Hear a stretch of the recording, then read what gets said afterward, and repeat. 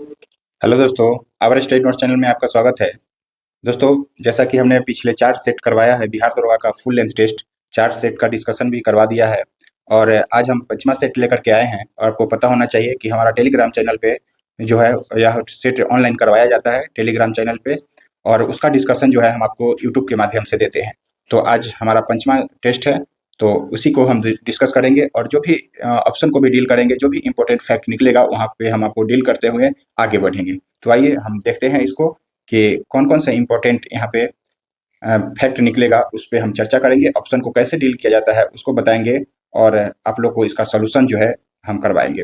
तो आइए देखते हैं, पहला क्वेश्चन की बात करते हैं कि ऋग्वेद के रचयिता कौन है दोस्तों? तो ऋग्वेद के रचयिता की अगर बात करें तो इसमें विश्वामित्र जो है इनके ऋग्वेद के रचयिता हो जाएँगे।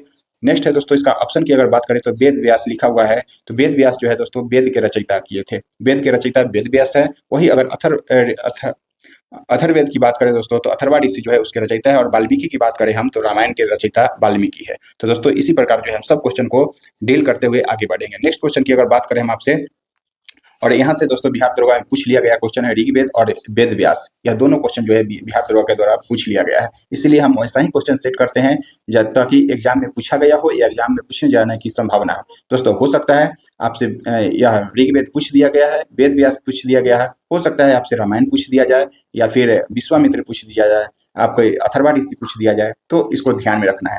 नेक्स्ट क्वेश्चन की बात करें, अरब की सिंध विजय का वृत्तांत जो है किस पुस्तक से मिलता है? तो दोस्तों यह इसका सही आंसर चचनामा हो जाएगा, जिसका लेखक है अली अबू अबू बकर कूफी, अली अहमद अबू बकर। अबू बकर को याद रखा जाता है ऑप्शन में दोस्तों, अबू बकर जो है अबू बकर, अबू बकर जो है ऑप्शन में दिया जाता है, तो अब अली अहमद अबू बकर कूफी को ध्यान में रखा जाता है।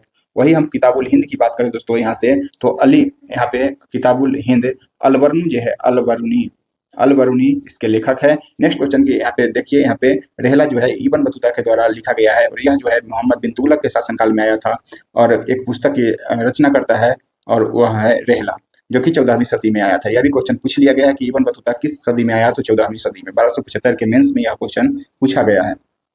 नेक्स्ट है इंडिका की बात करें दोस्तों, तो मेगास्थनीज के द्वारा यह लिखा गया है। आपको पता होना चाहिए कि यह चंद्रगुप्त मौर्य के शासनकाल में दरबार में आया था, और यह सेल्यूकस निकेटर का जो है राजदूत बन के आया था। नेक्स्ट क्वेश्चन की बात करते हैं हम, सिंधु सभ्यता का प्रमुख बंदरगाह नगर जो है लोथल किस नदी के किनारे स्थित है? तो यह जो है दोस्तों भोगवा नदी के किनारे जो है स्थित है। नेक्स्ट सिंधु नदी की बात करें तो मोहनजोदड़ो जो है सिंधु नदी के किनारे बसा है, और रावी की बात करें तो हड़प्पा जो है रावी नदी के तट पे बसा है। कालीबंगा जो है घग्गर नदी के तट पे बसा हुआ है। तो दोस्तों आप लोग ऐसे ही सुनते जाइए और ध्यान से सुनिए, ताकि एक क्वेश्चन से आपको 4 क्वेश्चन 3 क्वेश्चन जो है यहाँ से देखने को मिले। मिलान करना है इसको। तो अंग की राजधानी आपको पता होना चाहिए कि अंग की राजधानी चंपा है, चेदी की राजधानी शक्तिमती, अस्मक की राजधानी दोस्तों पोटली है, और मगध की राजधानी की बात करें तो राजगीर, राजगीर जो है मगध की राजधानी है। तो दोस्तों यहाँ से इसका सही मिलान जो है ए नंबर आंसर सही हो जाएगा। नेक्स्ट क्वेश्चन की बात करें आपसे, जैन धर्म के तीर्थंकर कौन है? जैन धर्म के तीसरा तीर्थंकर कौन है दोस्तों? संभवनाथ जो है इसका सही आंसर हो जाएगा। आपको पता होना चाहिए दोस्तों, इसमें बिहार दरोगा के द्वारा जो है 1 से 2 बार जो है क्वेश्चन यहाँ से पूछा गया है, और आपसे पूछा मतलब 3 तो सब कोई को याद रहता है। ऋषभ देव प्रथम थे, प्रथम प्रथम की तीर्थंकर की बात करें तो ऋषभ देव प्रथम, और 23वां की बात करें दोस्तों पारसनाथ, और 24वां की बात करें दोस्तों 23वां पारसनाथ, और 24वां जो है महावीर, भगवान महावीर थे। लेकिन यह 3 ना पूछ करके दोस्तों बिहार दरोगा के द्वारा बीच में का पूछा जाता है, इसलिए हमने ऐसा सेट किया है।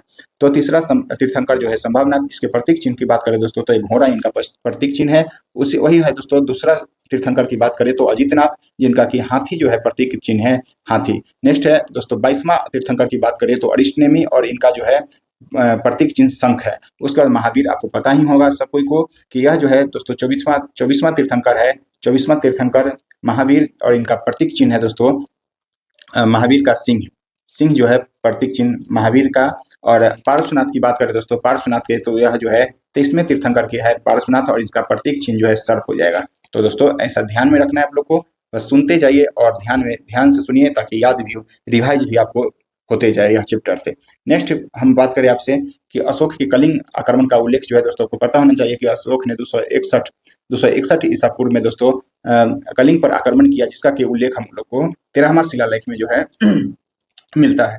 पहला शिलालेख में दोस्तों अशोक ने पशु बलि की निंदा की है, और चौथा शिलालेख में यह जो है भेरी घोष को त्याग करके धर्म घोष की जो है घोषणा करते हैं। उसके बाद है कुषाण वंश का अंतिम शासक कौन था? तो कुषाण वंश के अंतिम शासक की बात करें दोस्तों, तो यह जो है वासुदेव जो है अंतिम शासक था। कुषाण वंश के संस्थापक की बात करें आपसे, तो कुजुल कटफिसेस जो है स्थापना किए थे। इसका कुषाण वंश के संस्थापक कुजुल कटफिसेस थे। और इसके सबसे प्रतापी राजा कुषाण वंश की बात करें तो कनिष्क जो है इसके सबसे प्रतापी राजा थे। इन्हीं के शासनकाल में जो है दोस्तों, इन्हीं के शासनकाल में चौथी बौद्ध संगीति कश्मीर के कुंडलवन में हुआ था, जिसके अध्यक्ष की बात करें तो वसुमित्र जो है इसके अध्यक्ष और अश्वघोष जो है यहाँ उपाध्यक्ष थे। तो इसको ध्यान में रखना है। नेक्स्ट क्वेश्चन की बात करें, और आपको पता होना चाहिए कुषाण वंश से एक और क्वेश्चन कि सबसे अधिक शुद्ध सोने की सिक्का जो है कुषाण वंश के द्वारा चलाया गया था। इसमें भी शासक का नाम आता है भीम कटफिसेस। सोने के सिक्के चलाने वाले दोस्तों भीम कटफिसेस का नाम आता है, तो इसको ध्यान में रखना है भीम कटफिसेस को।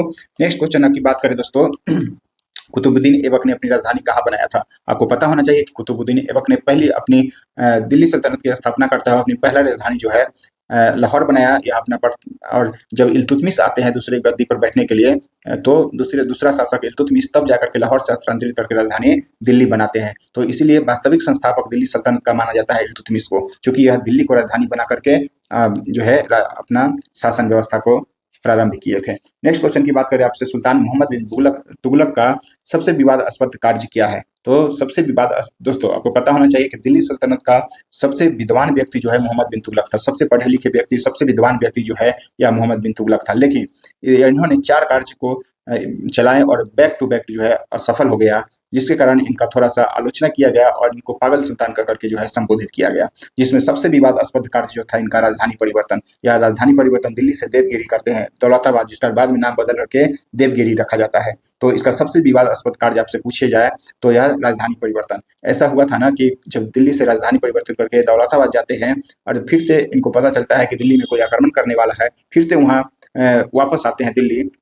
इनके जितने समर्थक थे जो दिल्ली में रह रहे थे, दिल्ली से इनके पीछे दौलताबाद आए और फिर से दौलताबाद से दिल्ली गए। इसी दौरान जो है उनकी बहुत लोगों की मृत्यु हो गई थी। तब जाकर के कहा जाता है इतिहासकार के द्वारा कि एक कुत्ता बिल्ली भी नहीं बचा था इनके साथ में। तो इसीलिए सबसे जो है विवादास्पद कार्य यही राजधानी परिवर्तन था। उसके बाद है दोस्तों अकबर ने, उसके बाद एक दोआब क्षेत्र है, यह भी इनका मतलब ऐसा इसलिए विफल हो जाता है कि जब टैक्स लगाते हैं, वृद्धि कर देते हैं टैक्स में, उसी समय में दोस्तों उसी वर्ष जो है अकाल पड़ जाता है। तो किसान लोग टैक्स देने में जो है असफल रहते हैं, नहीं दे पाते हैं, तब जाकर के इनको वापस करना पड़ता है टैक्स को। तो इसीलिए यह भी असफल हो जाता है। ऐसे ही करके जो है चारों जो है कार्य असफल हो जाता है। नेक्स्ट क्वेश्चन की बात करें, अकबर ने जब बिहार पर आक्रमण किया था तो दोस्तों उस समय जो है बिहार और बंगाल का एक ही शासक था, वह दाऊद खां वहाँ के शासक था। निसार खां जो है जब उड़ीसा पर आक्रमण किया था अकबर, तब जाकर के वहाँ का शासक निसार खां था। तो इसको ध्यान में रखना है। नेक्स्ट क्वेश्चन की बात करें हम आपसे कि इसमें कालक्रम के घटना को सजाना है, शिवाजी के घटनाक्रम को जो है सजाना है। आपको पता होना चाहिए दोस्तों बीजापुर के तोरण किला को शिवाजी ने कब जीता था? तो 1644 में। उसके बाद है रायगढ़ को राजधानी कब बनाया? तो रायगढ़ की राजधानी बनाने की घटना जो है दोस्तों कब बनाया? तो 1656 में जो है दोस्तों इन्होंने राजधानी बनाया। और राज्याभिषेक की बात करें तो 1674 में इसने राज्याभिषेक किया। और सूरत की प्रथम लूट की बात करें दोस्तों तो 1665, और एक होता है 1670। तो यहाँ से प्रथम लूट दिया गया है। तो इसके अनुसार कालक्रम को आप सजा सकते हैं। पहला है 1644, फिर 56, फिर जो है यह 65, और तब लास्ट में जो है राज्याभिषेक होता है। तो इस प्रकार जो है आपका सही आंसर इसमें से कौन हो जाएगा? एक देख लीजिए यहाँ पे 44 वाला, फिर जो है 56 वाला, यानी कि 1 2 और 4 3, 1 2 4 3, 1 2 4 3, डी नंबर जो है इसका सही आंसर हो जाएगा। नेक्स्ट क्वेश्चन की बात करते हैं हम, निम्नलिखित में से कौन सा मिलान गलत है? निम्नलिखित में से कौन सा मिलान गलत की बात करें, सविनय अवज्ञा आंदोलन की बात करें दोस्तों, तो आपको पता होना चाहिए कि यह सविनय अवज्ञा आंदोलन जो है 1930 में हुआ था, ना कि 1919 में। तो इसका सही आंसर यही हो जाएगा। और ये आपको पता होना चाहिए कि कब वो शुरू हुआ था। 6 अप्रैल 1930 से महात्मा गांधी साबरमती आश्रम से दांडी की यात्रा करते हैं और 6 अप्रैल दांडी पहुंच करके 6 नमक कानून को तोड़ते हैं और 6 अप्रैल को जो है यह आंदोलन शुरू करते हैं। असहयोग आंदोलन 1920 सही है, भारत छोड़ो सही है 42 में, और दिल्ली चलो आंदोलन 1940 में। और इसी को दोस्तों व्यक्तिगत सत्याग्रह के रूप में हम लोग जानते हैं। व्यक्तिगत सत्याग्रह को ही दिल्ली चलो आंदोलन के नाम से हम लोग जानते हैं, जिसमें प्रथम व्यक्तिगत सत्याग्रही जो थे विनोबा भावे, और दूसरे के रूप में पंडित जवाहरलाल नेहरू को जानते हैं। नेक्स्ट क्वेश्चन की बात करें, निम्नलिखित में से कौन सा मिलान गलत है? तो गलत की बात यहाँ पे चुनना है हम लोग को। तो आत्मीय सभा की स्थापना जो है राजा राममोहन राय के द्वारा 1815 में किया गया था, तो यह बात सही है। और यही जाकर के दोस्तों 1828 में जो है ब्रह्म समाज का रूप ले लेता है। नेक्स्ट क्वेश्चन की बात करें तत्वबोधिनी सभा देवेंद्रनाथ ठाकुर, यह भी सही है। और परमहंस मंडली की बात करें तो यह स्वामी विवेकानंद नहीं, जबकि गोपाल हरि देशमुख इसके संस्थापक हो जाएंगे। नेक्स्ट है इंडियन लीग शिशिर कुमार घोष, यह भी सही है। तो सही हमारा आंसर जो है दोस्तों सी नंबर हो जाएगा। नेक्स्ट क्वेश्चन की बात करें लोक हितवादी के नाम से किन्हें जाना जाता है, तो गोपाल हरि देशमुख को लोक हितवादी के नाम से जाना जाता है।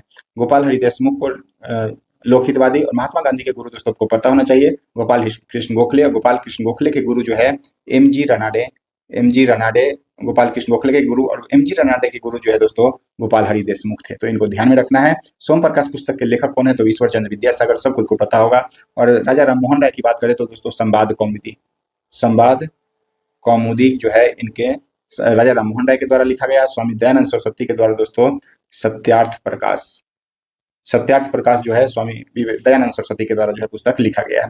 नेक्स्ट क्वेश्चन की बात करें भारतीय राष्ट्रीय कांग्रेस के किस अधिवेशन की अध्यक्षता जो है प्रथम भारतीय महिला द्वारा किया गया था। आपको प्रथम भारतीय महिला के बारे में पूछा जा रहा है दोस्तों। प्रथम भारतीय महिला, देखिए यहाँ पे प्रथम भारतीय महिला की अगर बात करें तो सरोजिनी नायडू का नाम आता है, जो कि कानपुर अधिवेशन 1925 की अध्यक्षता जो है उनके द्वारा किया गया था। वही 1917 में दोस्तों कोलकाता अधिवेशन की अध्यक्षता एनी बेसेंट के द्वारा किया गया था, जो कि प्रथम महिला के द्वारा किया। प्रथम भारतीय महिला अगर पूछे तो कानपुर अधिवेशन सरोजिनी नायडू हो जाएगा। नेक्स्ट क्वेश्चन की बात करें दोस्तों किस अधिनियम के द्वारा भारत के गवर्नर को भारत का वायसराय बनाया गया था।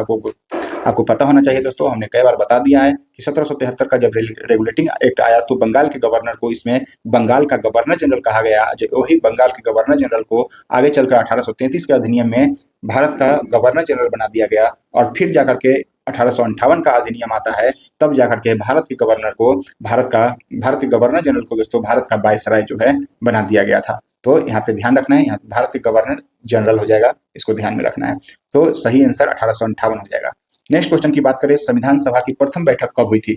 संविधान सभा की प्रथम बैठक की बात करें दोस्तों तो इसका सही आंसर 9 दिसंबर 1946 हो जाएगा।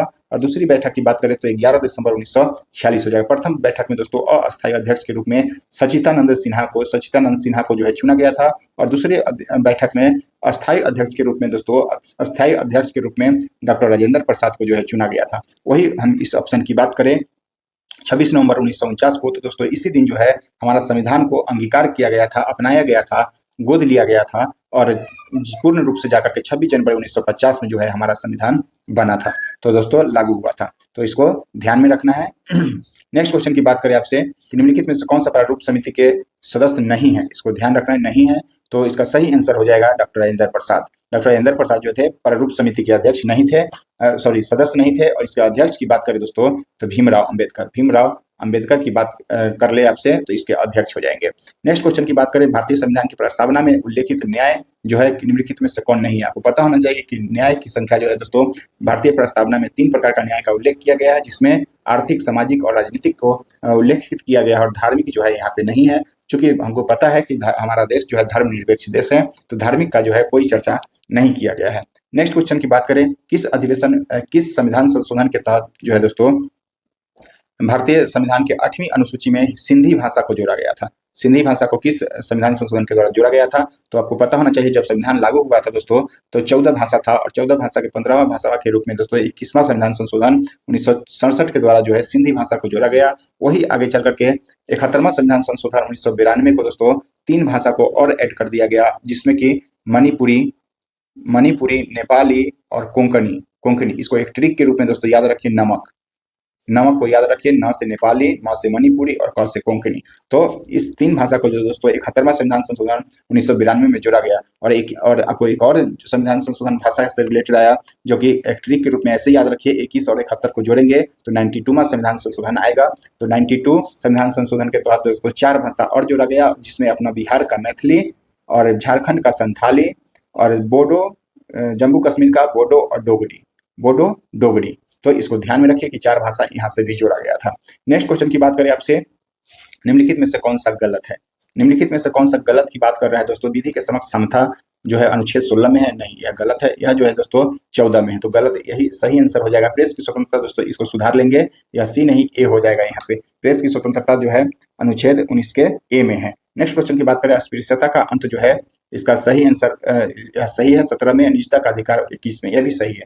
नेक्स्ट क्वेश्चन की बात करें, कथन पर विचार करना है दोस्तों। क्षेत्रीय परिषद का गठन केंद्रीय मंत्रिमंडल के द्वारा होता है, तो यह जो है गलत है दोस्तों, राष्ट्रपति के द्वारा होता है, राष्ट्रपति के द्वारा जो है इसका गठन होता है। दूसरा है कि क्षेत्रीय परिषद का अध्यक्ष गृह मंत्री या राष्ट्रपति द्वारा मनोनीत किया जाता है, तो राष्ट्रपति द्वारा मनोनीत केंद्रीय मंत्री होता है, तो यह बिल्कुल सही बात है।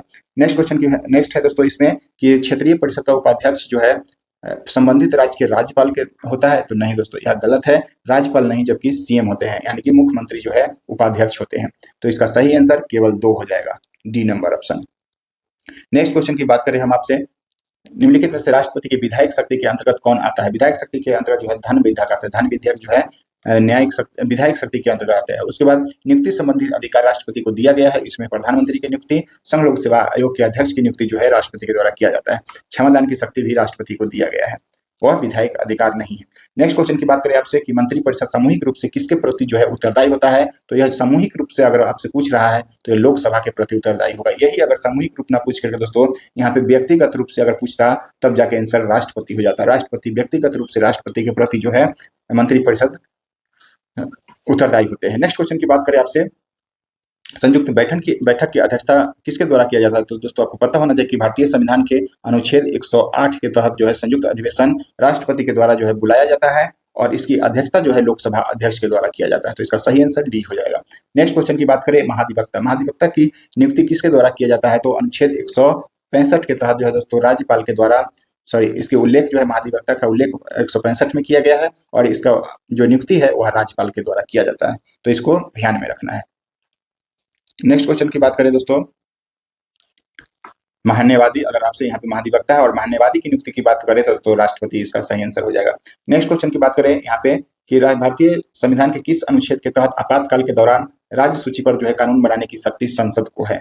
जो है देखिए यहाँ पे आपातकाल के दौरान जो है इसका सही आंसर 250 हो जाएगा, क्योंकि आपातकाल के दौरान राज्य सूची पर जो है संसद कानून बना सकती है अनुच्छेद 250 के तहत। वही 249 की बात करें दोस्तों, 249 में कहा गया है कि राष्ट्रहित में जो है अगर कोई कानून बना सकती है, राष्ट्रहित में राज्य सूची पर जो है संसद कानून बना सकती है, अनुच्छेद 1949 में। वही 253 की बात करें, अंतर्राष्ट्रीय मामला में दोस्तों, अंतर्राष्ट्रीय मामला में जो है संसद राज्य सूची के विषय पर कानून बना सकती है। वही 262 है, अंतर्राज्यीय जल विवाद पर जो है दोस्तों कानून बना सकती है, तो यह इसको ध्यान में रखना है। नेक्स्ट क्वेश्चन कि प्राक्कलन समिति के कितने सदस्य होते हैं? प्राक्कलन समिति में दोस्तों 30 सदस्य होते हैं। वही हम बात करें लोक लेखा समिति की तो इसमें 22 सदस्य होते हैं, जो कि 15 + 7, 15 लोकसभा से और 7 जो है राज्यसभा से होते हैं। नेक्स्ट क्वेश्चन की अगर हम बात करें दोस्तों कि किस संविधान संशोधन के अंतर्गत वन संपदा, शिक्षा, जनसंख्या नियंत्रण आदि को जो है राज्य सूची से निकाल करके संवर्ती सूची में शामिल किया गया था? तो यह 42वां संविधान संशोधन 1976 में 42वां संविधान संशोधन के तहत जो है यह काम किया गया था। वही है 44वां संविधान संशोधन की बात करें तो 44वां संविधान के संशोधन के तहत आपको पता होना चाहिए कि संपत्ति के अधिकार को दोस्तों मौलिक अधिकार से निकाल करके एक वैधानिक अधिकार के रूप में जो है शामिल किया गया, जो और अनुच्छेद 300 के ए में जो है रखा गया है इसको। वही 86वां संविधान संशोधन 2003 की बात करें दोस्तों, 86वां संविधान संशोधन के तहत अगर बात करें तो 6 से 14 वर्ष के लिए निःशुल्क शिक्षा को प्रदान किया गया और अनुच्छेद 21 का क में इसको जोड़ा गया, तो इसको ध्यान में रखना है। नेक्स्ट क्वेश्चन की बात करें, शुद्ध रक्त का पीएच मान कितना होता है? तो 7.4 जो है शुद्ध रक्त का पीएच मान होता है। वही 6.6 की बात करें तो सलाइवा लार का जो है पीएच मान 6.6 होता है और 2.4 जो होता है वह नींबू का पीएच मान होता है, तो ध्यान रखिए। क्योटो प्रोटोकॉल की बात करें दोस्तों हम आपसे, क्योटो प्रोटोकॉल मतलब कार्बन होता है, क्योटो मतलब कार्बन से याद रखिए ट्रिक के रूप में। क्योटो कार्बन, और कार्बन जब आएगा तो ग्रीन हाउस प्रभाव के उत्सर्जन को कम करने से यह जो है रिलेटेड है। और क्योटो प्रोटोकॉल कब आया इसकी हम बात करें और तो दोस्तों यह जो है क्योटो प्रोटोकॉल 1997 में आया, 1997 में क्योटो प्रोटोकॉल। वही हम बात करें ओजोन परत से मॉन्ट्रियल प्रोटोकॉल आया। मॉन्ट्रियल प्रोटोकॉल आप लोग जानते होंगे, यह ओजोन से संबंधित है और यह जो है दोस्तों 1987 में आया था, तो इसको ध्यान में रखिए, कभी कभी यह भी पूछा जा सकता है आपसे। कौन सी ठंडी महासागरीय जलधारा जो है इसमें है? तो वेनेजुएला की जलधारा जो है वह ठंडी जलधारा है और गल्फ स्ट्रीम, बाद बाकी ब्राजील और क्यूरोसिको की जलधारा जो है यह गर्म जलधारा है, तो इसको ध्यान में रखिए। नेक्स्ट क्वेश्चन की अगर बात करें आपसे, थालघाट दर्रा कहाँ स्थित है और किन किन को शहरों को जोड़ता है? तो दोस्तों यह जो है महाराष्ट्र में है थालघाट और भोर घाट जो कि महाराष्ट्र में है, और महाराष्ट्र के मुंबई से नासिक को जो है थाल घाट जोड़ता है। एक ट्रिक के रूप में याद रखिए, मुन्ना खाया थाली में, मुंह से मुंबई, और ना से नासिक यानी कि मुन्ना, और थाली थाली मतलब खाया थाली में, थाली से थाल घाट याद रखिए। तो मुन्ना खाया थाली में याद रखिए, मुंबई नासिक एक याद रखिए, दूसरा ऑटोमेटिक याद हो जाएगा। नेक्स्ट क्वेश्चन की बात करें आपसे, यमुना, यहाँ पे आपको थाल घाट, घोड़ घाट और एक पाल घाट होता है जो कि केरल में है, इसको याद रखिएगा। यमुना नदी का उद्गम स्थल जो है दोस्तों यमुनोत्री ग्लेशियर से होता है, और गंगोत्री से जो है गंगा का उद्गम होता है। केदारनाथ जो है उत्तराखंड में है, इसको ध्यान रखिए। गॉडविन अस्टिन की बात करें दोस्तों, गॉडविन अस्टिन या K2 किस पर्वत श्रृंखला में स्थित है, जो कि यह जो है दोस्तों काराकोरम पर्वत श्रृंखला में स्थित है। नेक्स्ट क्वेश्चन की हम बात करते हैं, भारत की सर्वोच्च पर्वत चोटी जो पूर्ण रूप से भारतीय क्षेत्र में स्थित है, वह कौन सी है, तो यह हो जाएगा कंचनजंगा, जो कि सिक्किम में, यह पूर्ण रूप से भारतीय क्षेत्र में जो है स्थित है। किस जलप्रपात को दोस्तों नियाग्रा जलप्रपात के नाम से जानते हैं, तो चित्रकूट जलप्रपात को नियाग्रा जलप्रपात के नाम से जानते हैं, जो कि कहाँ पे है, छत्तीसगढ़ में। हुंड्रू जलप्रपात जो है दोस्तों स्वर्ण रेखा नदी पे झारखंड में है। शिव समुद्रम जलप्रपात जो है कावेरी नदी पे कर्नाटक में है, और दूध सागर जो है दोस्तों गोवा में मांडवी नदी के तट पे है, तो इसको ध्यान में रखिए। बरही पानी जलप्रपात किस राज्य में स्थित है, और यह भारत के किस शीर्ष 3 सबसे ऊंचे जलप्रपातों में से एक है, जो है दोस्तों उड़ीसा में है। नेक्स्ट क्वेश्चन की बात करके, केरल में नौका दौड़ के लिए प्रसिद्ध झील कौन सा है दोस्तों, तो वेवनाड झील, यह सबसे लंबी झील मतलब नौका दौड़ के लिए फेमस है। नेक्स्ट क्वेश्चन की बात करें आपसे कि भारत की सबसे ऊंचाई पर स्थित चोलामू झील जो है दोस्तों किस राज्य में है, तो सिक्किम में जो है चोलामू झील है। नेक्स्ट क्वेश्चन की अगर आपसे बात करें कि आजादी के बाद स्थापित होने वाला पहला लौह संयंत्र जो है, जिसे द्वितीय पंचवर्षीय योजना के तहत स्थापित किया गया था, तो आपको पता होना चाहिए कि द्वितीय पंचवर्षीय योजना का काल जो है दोस्तों, पहला का था 51 से 56, और दूसरा है 56 से 61 तक दोस्तों, 1956 से 61 तक। इसमें जो है भिलाई, दुर्गापुर और राउरकेला को स्थापित किया गया था दूसरी पंचवर्षीय योजना के तहत, तो इसको ध्यान में रखिए। बोकारो को दोस्तों तीसरी पंचवर्षीय योजना के तहत जो है स्थापित किया गया था। नेक्स्ट क्वेश्चन की बात करें, भारत का सबसे बड़ा तेल शोधक कारखाना मथुरा नहीं जामनगर गुजरात हो जाएगा। जामनगर गुजरात जो है इसका सही आंसर हो जाएगा, तो इसको ध्यान में रखिए। दक्कन ट्रैप के क्षेत्र में किस मिट्टी का जो है विकास हुआ है, जिसका निर्माण बेसाल्ट चट्टान से हुआ है, तो इसको ध्यान में रखिए, काली मिट्टी। ऐसे भी क्वेश्चन पूछा जा सकता है कि काली मिट्टी का निर्माण किस चट्टान से हुआ है, तो बेसाल्ट चट्टान से हुआ है, आपको पता होना चाहिए। जलोढ़ मिट्टी की बात करें आपसे, तो उत्तर भारत के क्षेत्र में जलोढ़ मिट्टी सबसे अधिक पाया जाता है, और यह जो है नदी के आसपास वाले क्षेत्र में जो है पाया जाता है, क्योंकि हर साल इसमें बाढ़ आता है और यह बहुत उपजाऊ होता है। नेक्स्ट क्वेश्चन की बात करें, एक सिंह वाले गेंडा के लिए कौन सा राष्ट्रीय उद्यान जो है सबसे अधिक प्रसिद्ध है, तो सबसे अधिक प्रसिद्ध के एक सिंह वाले गेंडा के लिए दोस्तों काजीरंगा नेशनल पार्क जो कि असम में है, मानस भी असम में है, नामेरी राष्ट्रीय उद्यान भी असम में है, और ओरांग राष्ट्रीय उद्यान भी जो दोस्तों असम में है, इसको ध्यान में रखिए। प्रोजेक्ट टाइगर की बात करें दोस्तों 1973, प्रोजेक्ट टाइगर 1973 में जो है इसकी शुरुआत किया गया था।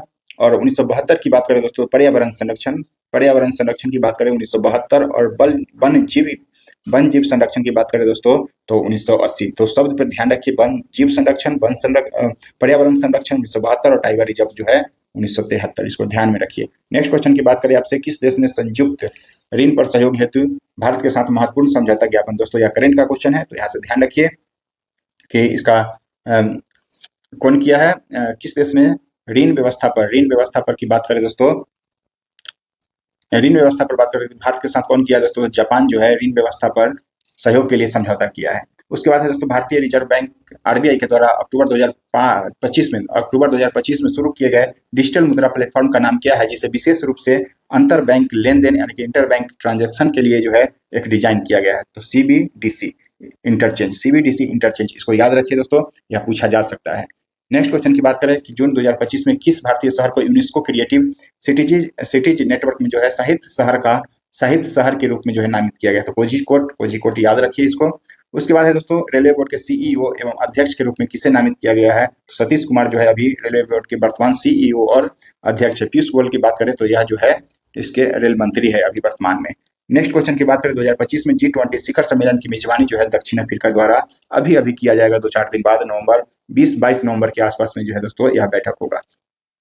नेक्स्ट क्वेश्चन की बात करें आपसे कि भारतीय अंतरिक्ष अनुसंधान इसरो के द्वारा जो है सितंबर 2025 में लॉन्च किए गए पहले वीनस ऑर्बिटर मिशन का जो है नाम क्या है, तो शुक्रयान प्रथम यहाँ से याद रखिए आप।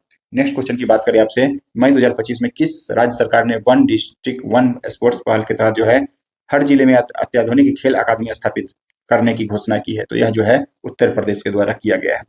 फरवरी 2025 में ग्लोबल इनोवेशन इंडेक्स में भारत की रैंकिंग कितना थी? तो दोस्तों 38वीं। तो इसको ध्यान में रखिए। नेक्स्ट है दोस्तों, भारत निम्नलिखित में चक्रवात और नामकरण से संबंधित कौन सा सही नहीं है? तो इसको ध्यान में रखना है। यागी चक्रवात जो आया था उसका नामकरण जापान के द्वारा किया गया है, सही है। दाना चक्रवात आया जो कि कतर के द्वारा नामकरण किया गया था, ये भी सही है। राफेल जो है फ्रांस के द्वारा किया गया है, ये भी सही है। फिंगल चक्रवात जो है दोस्तों पाकिस्तान के द्वारा जो है किया गया है, यह गलत है। फिंगल चक्रवात यह जो है सऊदी अरब के द्वारा सऊदी सऊदी अरब के द्वारा जो है दोस्तों यह किया गया है, इसका नाम फेंगल का नामकरण। नेक्स्ट क्वेश्चन की बात करें आपसे कि निम्नलिखित कथन में से कौन सा गलत नहीं है? कौन सा गलत नहीं दोस्तों, यहाँ पे कौन सा यह नहीं होगा, कौन सा गलत है, या कौन सा गलत है इसका सही यहाँ पे सुधार लेना है। कौन सा गलत है पूछा जा रहा है आपसे। तो 26वां दीपकला मेला जो है पटना में आयोजित हुआ, यह सही है। नुआखाई उत्सव जो है उड़ीसा में हुआ, यह भी सही है। अम्बुबाची मेला जो है, अम्बुबाची मेला मणिपुर में, यह भी सही है। सॉरी, अम्बुबाची मेला जो है दोस्तों असम में, यह जो हुआ है असम में, यही जो है गलत है। इसका सही आंसर जो है यही हो जाएगा। बोनालो उत्सव जो है दोस्तों तेलंगाना में मनाया गया है, यह भी सही है। तो यहाँ से ध्यान रखिए अम्बुबाची जो है वह असम में मनाया गया है। नेक्स्ट क्वेश्चन की बात करें, नेक्स्ट क्वेश्चन की हाल ही में डॉक्टर एस एल भैरप्पा का निधन हो गया, उसका संबंध कन्नड़ उपन्यासकार से था दोस्तों, यह एक कन्नड़ उपन्यासकार थे। नेक्स्ट क्वेश्चन, मुख्यमंत्री गुरु शिष्य योजना किस राज्य की है दोस्तों? अपना बिहार का यह योजना है, तो इसको ध्यान में रखना है। नेक्स्ट क्वेश्चन की बात करें, इंग्लिश से है दोस्तों दो क्वेश्चन कि what is the right antonyms of success? Success का उल्टा पूछ रहा है आपसे, तो सक्सेस का उल्टा दोस्तों फेल्योर हो जाएगा। नेक्स्ट क्वेश्चन, वह हार गया, तो इसमें इसका सही ही डिफीटेड हो जाएगा, इसका सही आंसर। नेक्स्ट क्वेश्चन की बात करें, बुढ़ापा जीवन का अभिशाप है, यह भाववाचक संज्ञा किस शब्द से प्रदर्शित हो रहा है? तो यह जो है बुढ़ापा, इसका भाववाचक संज्ञा हो जाएगा। वसुधा का पर्यायवाची आपसे पूछ रहा है, वसुधा मतलब पृथ्वी होता है, तो इसका सही आंसर पृथ्वी हो जाएगा। नेक्स्ट क्वेश्चन की बात करें आपसे कि पादप हार्मोन फलों को पकाने में मदद कौन करता है? तो एथिलीन जो है पादप हार्मोन है, जो कि गैसीय रूप में एक हार्मोन है और यह फल को पकाने में मदद करता है। वही आपसे पूछा जाए यहाँ से कि कृत्रिम रूप से फलों को पकाने में कौन सा गैस काम करता है? तो एसिटिलीन को ध्यान में रखिए, यहाँ पे एसिटिलीन को याद रखिए। कृत्रिम रूप से अगर पूछे तो एसिटिलीन, और ऐसे प्राकृतिक रूप से एथिलीन। उसका ऑक्सीजन जो है दोस्तों पौधे की वृद्धि में सहयोग करता है। जिबरलिन भी अंकुरण के समय जो है जिबरलिन बहुत काम करता है वृद्धि के रूप में। और साइटोकाइनिन जो है पौधे में कोशिका विभाजन में यह हार्मोन काम करता है। नेक्स्ट क्वेश्चन है, विद्युत जनरेटर किस सिद्धांत पर कार्य करता है? तो यह जो है दोस्तों विद्युत जनरेटर फैराडे के विद्युत चुंबकीय प्रेरण के नियम पर जो है काम करता है। नेक्स्ट क्वेश्चन की अगर बात करें कि हीरे का चमकना जो है किस घटना का परिणाम है? तो पूर्ण आंतरिक परिवर्तन का जो है हीरा का चमकना पूर्ण आंतरिक परिवर्तन के कारण होता है। वही अपवर्तन की बात करें तो आपने क्वेश्चन में पढ़ा होगा कि किसी भी पानी में, जैसे पानी में सिक्का डाला हुआ है तो उसको हमको थोड़ा सा वास्तविक गहराई से ऊंचाई पर दिखाई देता है, या फिर नदी में मछली तैरती है तो वह अपनी वास्तविक गहराई से ऊपर दिखाई देती है। तो यह सब घटना जो है अपवर्तन के कारण होता है। प्रकीर्णन के कारण दोस्तों, प्रकीर्णन के कारण आकाश का रंग नीला दिखाई देता है, इसलिए कोई भी प्रकाश छोटा कण से जो है टकरा करके बिखेरता है, स्कैटरिंग होता है, तो उसी घटना को प्रकीर्णन कहते हैं। तो यह घटना के कारण जो है आकाश का रंग नीला दिखाई देता है, तो इसको ध्यान में रखना है।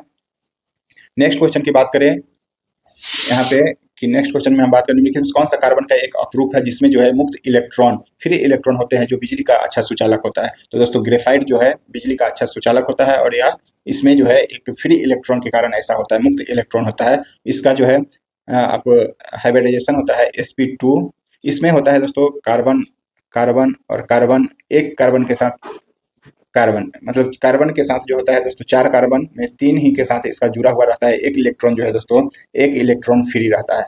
कार्बन का 4 संयोजकता होता है जिसमें 3 से यह अन्य 3 से भाग लेता है और एक जो है इसका फ्री रहता है, इसलिए जो है ग्रेफाइट विद्युत का सुचालक हो जाता है। नेक्स्ट क्वेश्चन की बात करें, अग्निशामक यंत्रों में कौन सी गैस निकलती है दोस्तों? तो कार्बन डाइऑक्साइड। अग्निशामक यंत्र में कार्बन डाइऑक्साइड गैस निकलती है, और यही कार्बन डाइऑक्साइड दोस्तों पेय पदार्थ जैसे कोको कोला, कोल्ड ड्रिंक्स, कुछ भी हम लोग पीते हैं उसमें से यही खोलने के बाद यही गैस निकलता है।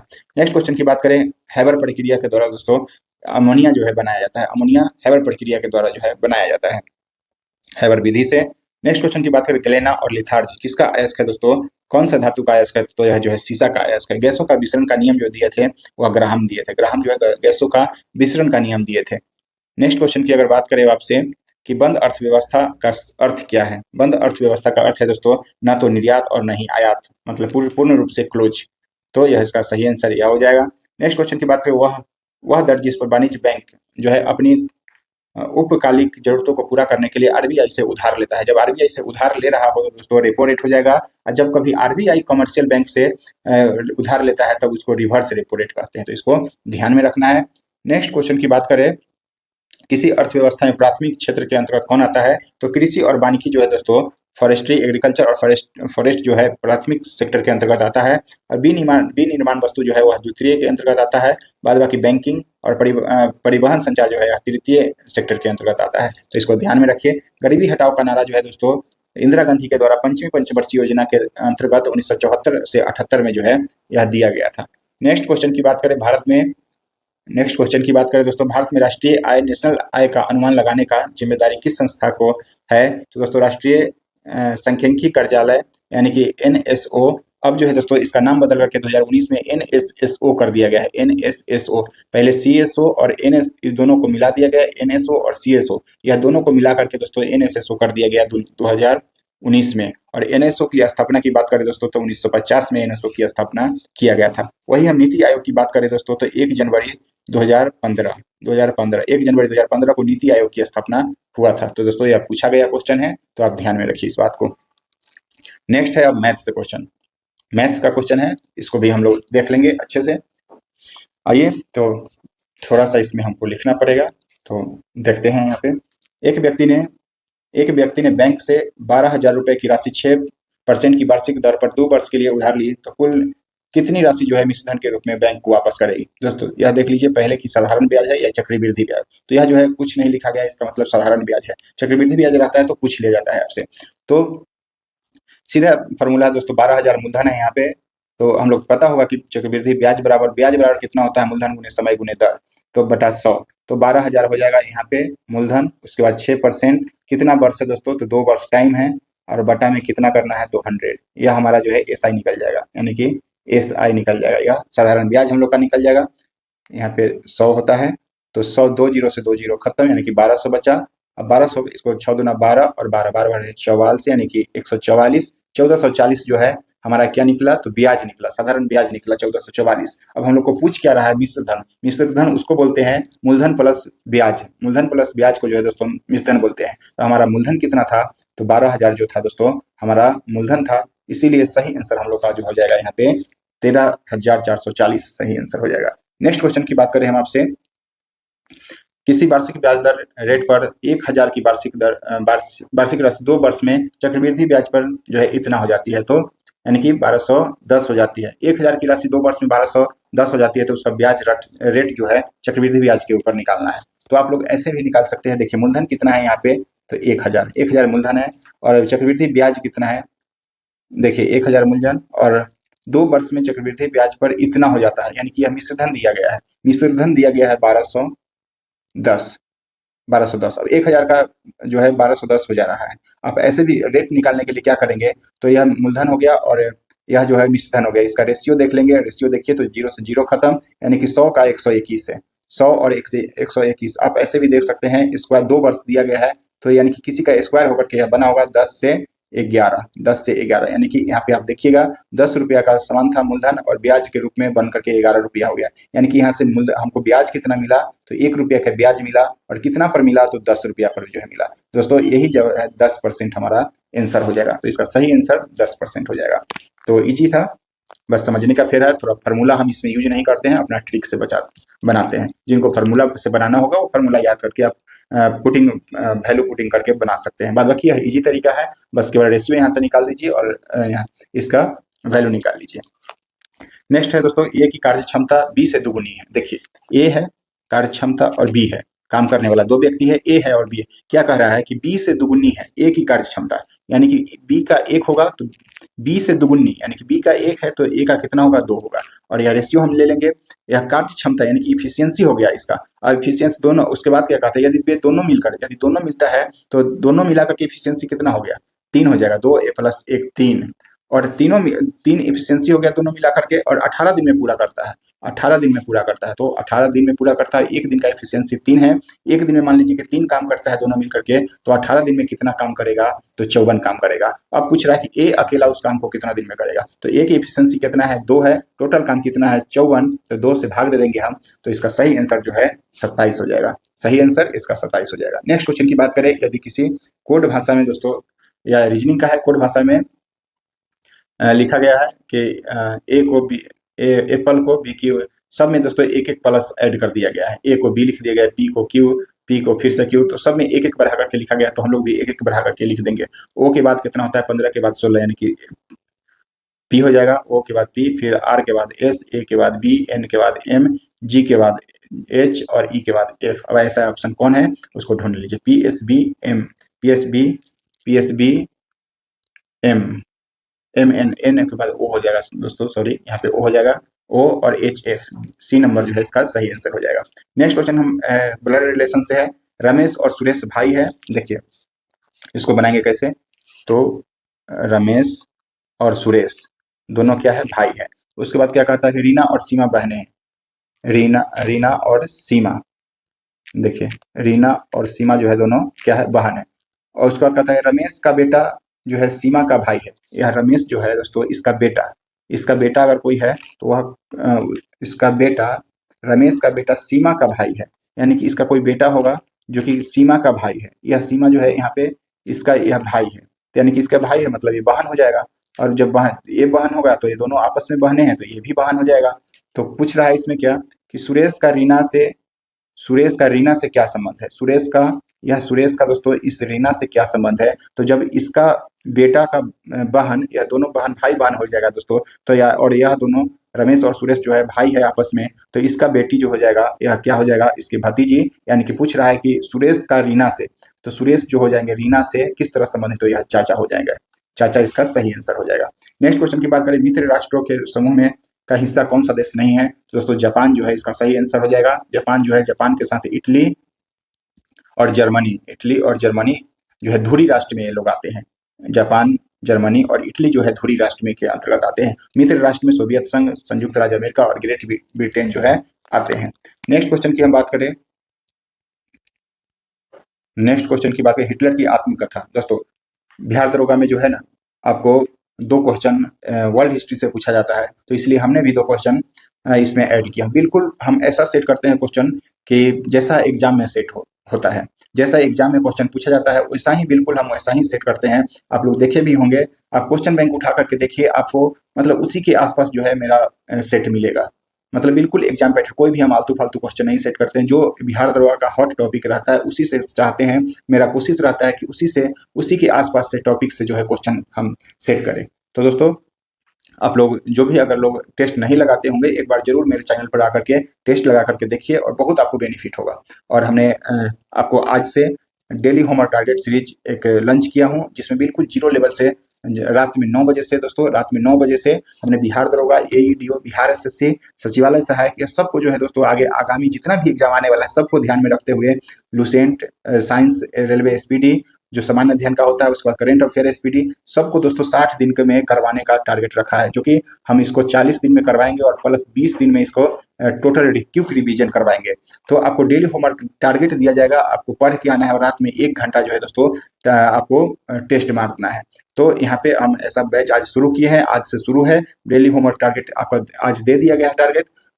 जो भी लोग अगर जुड़ना चाहते हैं, इसमें ऐड होना चाहते हैं, तो इनका फी मात्र रखा गया है 101 रुपया, तो आप इसमें जुड़ सकते हैं। बाद बाकी अगर जिनको फ्री करना है वह 7 बजे से हमारा डेली की जो होमवर्क टारगेट सीरीज चलता है, बस उसमें थोड़ा सा है कि पीडीएफ नहीं प्रोवाइड करवाया जाता है फ्री वाले में, और इसमें अपना नोट्स का पीडीएफ, उसके बाद इस सेट का पीडीएफ, जो भी टेस्ट होने वाला है उसका पीडीएफ, सब कुछ का पीडीएफ जो है पेड बैच में करवाया जाएगा, दिया जाता है, और इसमें कुछ अलग और करवाया जाएगा। तो जो भी लोग अगर ऐड होना चाहते हैं वो 101 रुपया पेड करके आप ऐड हो सकते हैं, और जो नहीं करना चाहते वो फ्री वाले में भी कर सकते हैं। आपको डेली टारगेट के रूप में आप जो है उसमें जुड़ करके अपना तैयारी को एक अंजाम तक पहुंचा सकते हैं। बहुत ही अच्छा बेहतरीन क्वेश्चन पर डे सेट किया जाता है, ऐसा आपको फील होगा जैसा एग्जाम आप दे रहे हो। आलतू फालतू कोई भी क्वेश्चन जो है दोस्तों सेट नहीं किया जाता है। तो इसी पैटर्न पर मेरा रहता है। तो आइए हम नेक्स्ट क्वेश्चन देखते हैं दोस्तों कि हिटलर की आत्मकथा दोस्तों मीन कैम्प जो है हिटलर का आत्मकथा है। दास कैपिटल जो है कार्ल मार्क्स का यह पुस्तक है।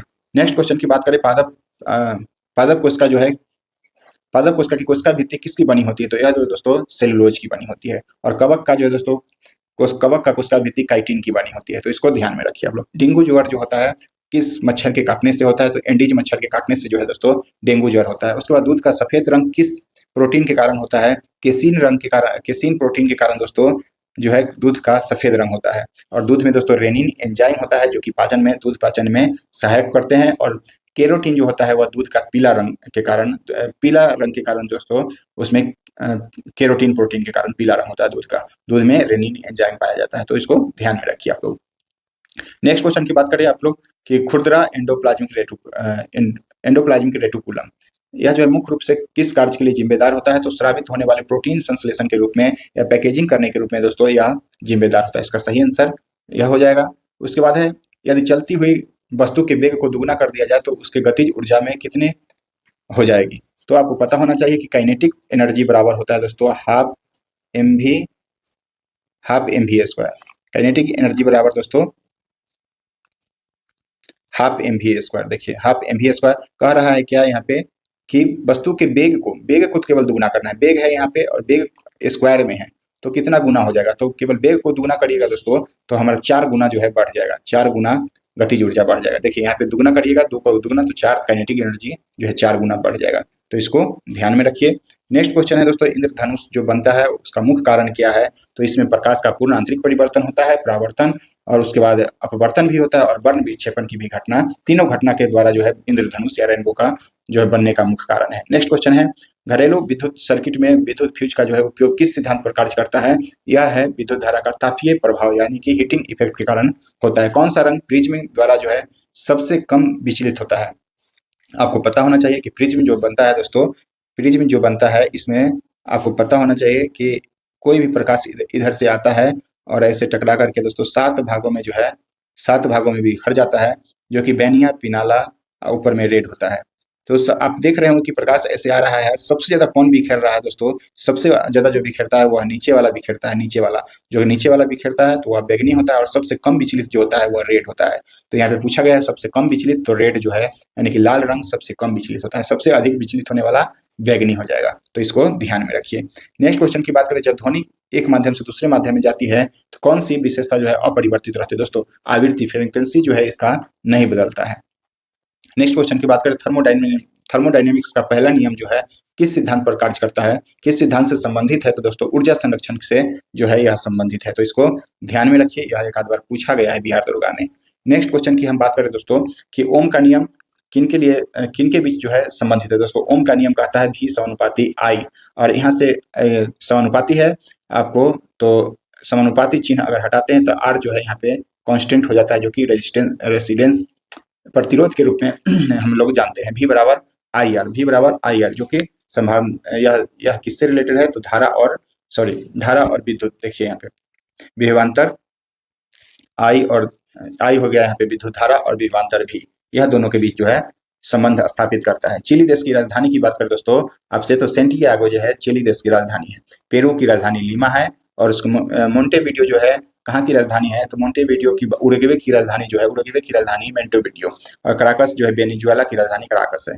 कराकस वेनेजुएला की राजधानी है। नेक्स्ट है दोस्तों, अजलान शाह कप जो है किस खेल से संबंधित है? तो अजलान शाह कप जो है हॉकी से संबंधित है, इसको ध्यान में रखिए। उसके बाद डेविस टेनिस से संबंधित है। नेक्स्ट क्वेश्चन हम बात करें आपसे, मार्च 2025 में स्वामी भद्रेश दास को, देखिए स्वामी भद्रेश दास को किस पुस्तक के लिए 34वीं सरस्वती सम्मान 2025 से सम्मानित किया गया है? तो यह जो है दोस्तों स्वामी नारायण सिद्धार्थ सुधा यह पुस्तक का नाम है, और इसके लिए जो है सम्मानित किया गया है। उसके बाद है फियरलेस गवर्नेंस का नामक पुस्तक जो है किसने लिखा? तो यह पुस्तक जो है दोस्तों किरण बेदी के द्वारा जो है लिखा गया। हॉर्न ऑफ अफ्रीका में कौन सा देश शामिल नहीं है, यह पूछ रहा है आपसे। तो हॉर्न ऑफ अफ्रीका में मेन रूप से दोस्तों इथियोपिया, सोमालिया, जिबूती जो है शामिल है, और यहाँ पे सूडान जो है यह शामिल नहीं। नेक्स्ट क्वेश्चन की अगर बात करें हम आपसे, राष्ट्रीय मतदाता दिवस कब मनाया जाता है? तो राष्ट्रीय मतदाता दिवस की बात करें दोस्तों 25 जनवरी, इसलिए कि 25 जनवरी 1950 को जो है दोस्तों इलेक्शन आयोग यानी कि चुनाव आयोग का स्थापना हुआ था, गठन हुआ था, और इसी दिन जो है 25 जनवरी को मतदाता दिवस मनाया जाता है। 12 जनवरी आपको पता होना चाहिए कि राष्ट्रीय युवा दिवस के रूप में मनाया जाता है। 30 जनवरी को शहीद दिवस के रूप में दोस्तों मनाया जाता है। 10 जनवरी को जो है मानवाधिकार मानवाधिकार नहीं दोस्तों, हिंदी दिवस के रूप में मनाया जाता है। 10 दिसंबर है मानवाधिकार, 10 जनवरी को हिंदी दिवस के रूप में मनाया जाता है। Next question, gate. गेट का मुख्यालय जो है जेनेवा में है। गेट का मुख्यालय जेनेवा, इसको ध्यान में रखिए। और दोस्तों यही था 100 क्वेश्चन हम लोग का। तो यहाँ से आप लोग देख लिए 100 क्वेश्चन। उम्मीद करते हैं कि वीडियो पसंद आया होगा। पसंद आया तो दोस्तों लाइक शेयर सब्सक्राइब जरूर से जरूर कीजिए। और यहाँ पे हम अब बता दिए जैसे कि डेली होमवर्क टारगेट सीरीज जो है हमारा 17 नवंबर आज के दिन से शुरू हो रहा है, जो कि रात में 9 बजे। और प्रिफरेंस बुक के रूप में दोस्तों लुसेंट रेलवे एसपीडी जीके, जो कि सामान्य अध्ययन होता है, एसपीडी करंट अफेयर, और हमारा जो शॉर्ट्स नोट्स है वह उसमें करवाया जाएगा। साइंस के लिए इसमें जो है यूथ पब्लिकेशन का दोस्तों साइंस इसमें हम करवा रहे हैं। मैथ एंड रीजनिंग का भी जो है क्लास चलता है दोस्तों 8:30 बजे से। मैथ एंड रीजनिंग का टेस्ट चलता है, जिसमें जो है दोस्तों PYQ, इसमें हम प्रीवियस ईयर क्वेश्चन जो है करवाते हैं। जो भी जितना भी बिहार दरोगा के बिहार में एग्जाम में जितना भी क्वेश्चन पूछा गया है मैथ रीजनिंग का, उसको जो है दोस्तों करवाया जा रहा है। तो जो भी लोग अगर जुड़ना चाहते हैं हमारे Telegram channel our study note से जुड़ सकते हैं और इसका लाभ उठा सकते हैं। नेक्स्ट है कि इस प्रैक्टिस का आप देख लिए। हमारा यूट्यूब चैनल का नाम दोस्तों our study notes by Ramnath, और टेलीग्राम चैनल है हमारा आवर स्टडी। इतना सर्च मारिएगा आपको टेलीग्राम पे मिल जाएगा। तो दोस्तों इसी के साथ धन्यवाद। अच्छा लगे तो लाइक सब्सक्राइब जरूर से जरूर कीजिए। Thank you.